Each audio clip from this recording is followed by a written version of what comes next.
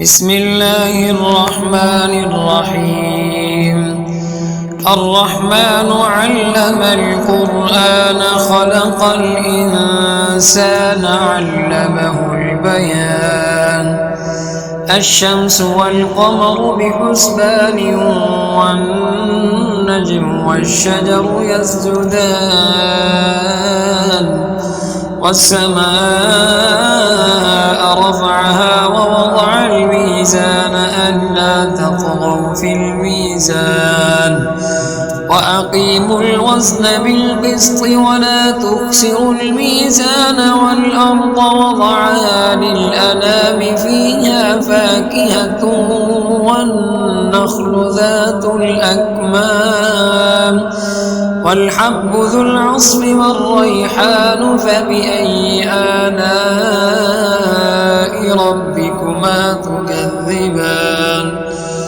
خلق الإنسان من صلصال كالفخار وخلق الجان من مارج من نار فبأي آلاء ربكما تكذبان.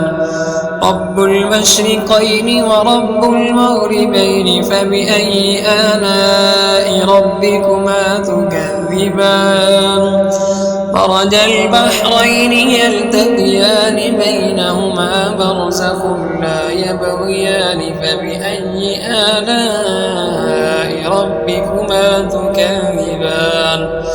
يخرج منهما اللؤلؤ والمرجان فبأي آلاء ربكما تكذبان. وله الجوار المنشآت في البحر كالأعلام فبأي آلاء ربكما تكذبان. كل من عليها فان ويبقى وجه ربك ذو الجلال والإكرام فبأي آلاء ربكما تكذبان. يسأله من في السماوات والأرض كل يوم هو في شأن فبأي آلاء ربكما تكذبان. سنفرغ لكم أيها الثقلان فبأي آلاء ربكما تكذبان. يا معشر الجن والإنس إن استطعتم أن تنفذوا من أقطار السماوات والأرض فانفذوا لا تنفذون إلا بسلطان. فبأي آلاء ربكما تكذبان. يرسل عليكما شواظ من نار ونحاس فلا تنتصران فبأي آلاء ربكما تكذبان. فإذا انشقت السماء فكانت وردة كالدهان فبأي آلاء ربكما تكذبان.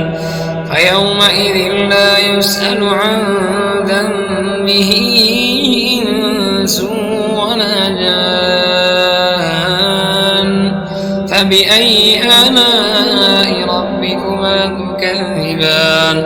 يعرف المجرمون بسيماهم فيؤخذ بالنواصي والأقدام فبأي آلاء ربكما تكذبان. هذه جهنم التي يكذب بها المجرمون يطوفون بينها وبين حميم آن فبأي آلاء ربكما تكذبان.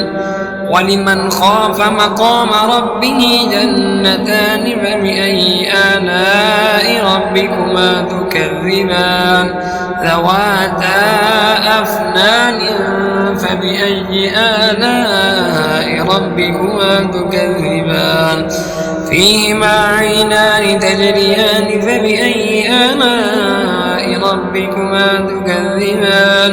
فيهما من كل فاكهة زوجان فبأي آلاء ربكما تكذبان.